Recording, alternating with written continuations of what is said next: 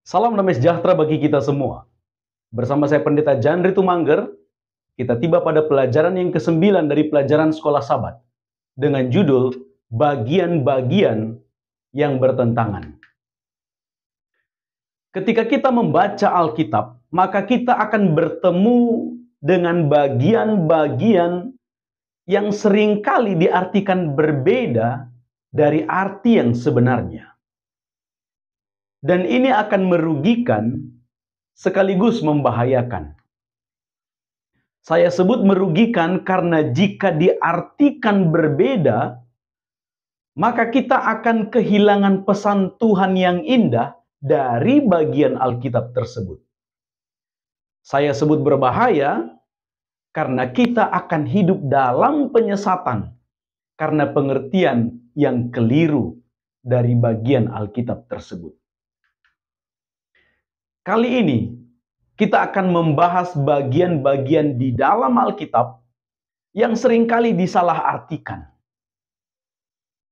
Perhatikan 3 bagian ini untuk memudahkan kita memahami pelajaran Sekolah Sabat. Yang pertama adalah kisah yang akan dibahas. Kemudian bagian yang kedua adalah pemahaman yang keliru terhadap kisah tersebut. Dan bagian yang ketiga adalah pemahaman yang benar terhadap kisah tersebut. Yang pertama, kisah tentang orang kaya dan Lazarus yang miskin yang dicatat dalam Lukas pasal 16 ayat 19 sampai 31. Ayat ini bercerita tentang seorang kaya yang selama hidupnya dia selalu bersukaria. Dia hidup dalam kemewahan. Dan sementara ada seorang pengemis bernama Lazarus, dia hidup serba kekurangan dan menyedihkan. Ayat 22 dan 23 katakan, mereka berdua mati.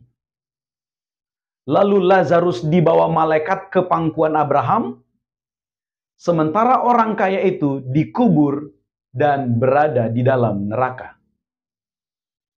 Di ayat 24 sampai ayat 31, terjadi komunikasi antara orang kaya yang berada di neraka dengan Abraham yang ada di sorga. Pemahaman yang keliru dalam kisah ini adalah banyak orang berpendapat bahwa kisah ini bercerita tentang keadaan orang mati, bahwa mereka sebagian ada di neraka dan juga ada yang berada di sorga. Dan mereka masih hidup dan juga dapat berkomunikasi. Perlu diketahui, Lukas pasal 16 ayat 19 sampai 31 ini menulis bahwa orang kaya itu berbicara dari dalam neraka kepada Abraham. Kita harus mengetahui bahwa Alkitab menulis neraka itu belum ada saat ini. Itu akan ada kelak ketika Tuhan akan membinasakan orang-orang jahat. Dan ketika neraka itu ada, di dalamnya adalah kebinasaan. Tidak ada komunikasi di sana. Dan kita dapat membacanya dalam Wahyu pasal 20. Kemudian, kisah mengenai Lazarus ini didahului oleh kisah-kisah sebelumnya. Di dalam Lukas 15, ada perumpamaan tentang domba yang hilang, dirham yang hilang, dan anak yang hilang. Di Lukas 16 ayat 1-9, ada perumpamaan tentang bendahara yang tidak jujur. Di Lukas 16 ayat 10-18, nasihat agar setia dalam perkara yang kecil. Dan Lukas 16 ayat 19-31 tentang orang kaya dan Lazarus.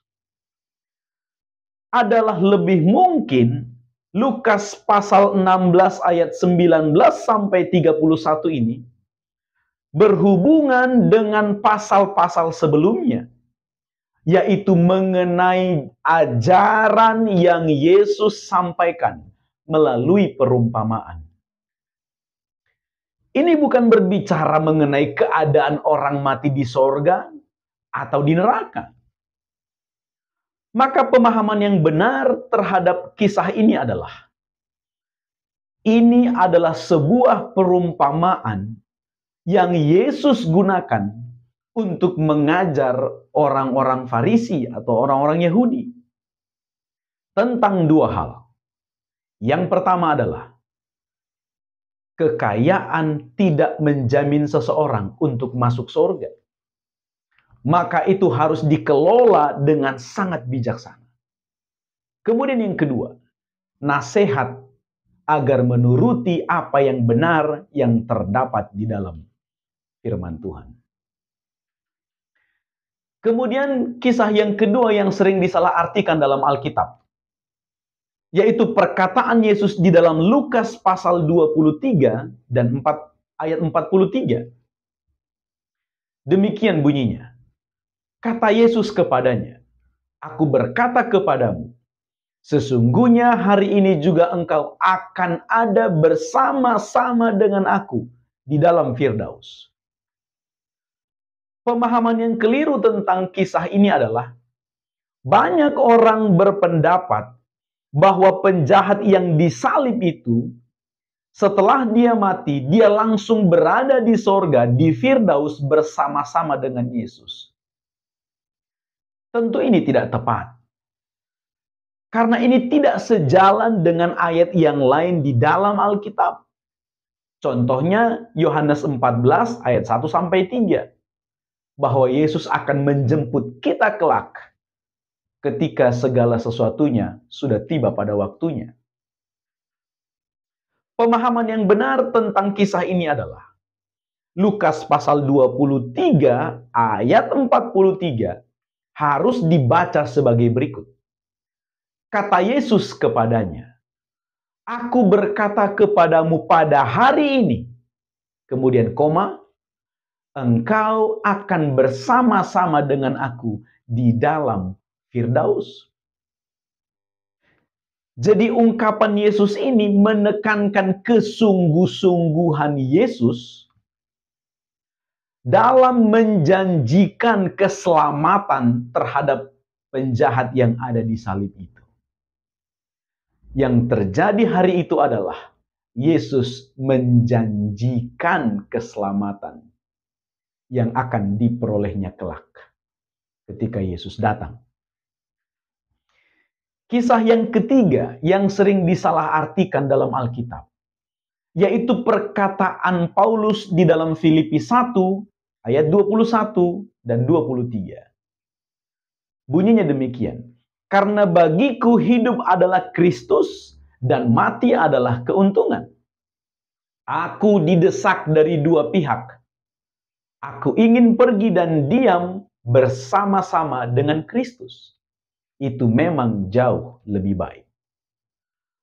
Pemahaman yang salah dalam kisah ini adalah beberapa orang berpendapat bahwa Paulus menyiratkan bahwa setelah kematiannya, jiwanya akan pergi kepada Kristus. Mengapa hal ini salah? Karena Paulus berulang kali berbicara bahwa orang mati kelak akan dibangkitkan hanya ketika Yesus datang. 1 Tesalonika 4 ayat 16-18 dan juga 2 Timotius 4 ayat 6-8. Maka pemahaman yang benar mengenai perkataan Paulus ini adalah Paulus sedang menyampaikan betapa banyaknya penderitaan yang ia alami ketika dia memberitakan Injil. Dia dipenjara dan mengalami banyak kesusahan. Dan di dalam situasi seperti ini, ia merindukan untuk tinggal bersama dengan Kristus. Karena tinggal bersama dengan Kristus, tidak ada penderitaan di sana. Kisah yang keempat, yang sering disalahartikan di dalam Alkitab, yaitu perkataan Petrus di dalam 1 Petrus pasal 3 ayat 18 dan 19. Demikian bunyinya. Sebab juga Kristus telah mati sekali untuk segala dosa kita. Ia yang benar untuk orang-orang yang tidak benar, supaya ia membawa kita kepada Allah. Ia yang telah dibunuh dalam keadaan sebagai manusia, tetapi yang telah dibangkitkan menurut roh.